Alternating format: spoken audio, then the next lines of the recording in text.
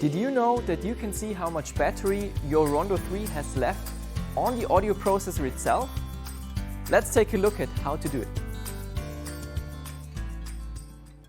To check RONDO3's battery status, RONDO3 must be turned on. Briefly push the on-off button. The main indicator light will blink to show how much battery charge is left.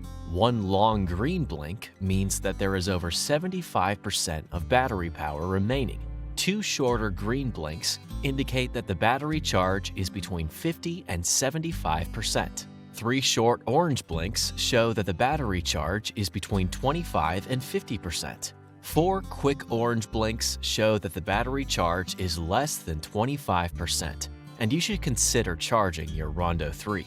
Four quick red blinks indicate that the battery charge is low, and you should charge your audio processor as soon as possible.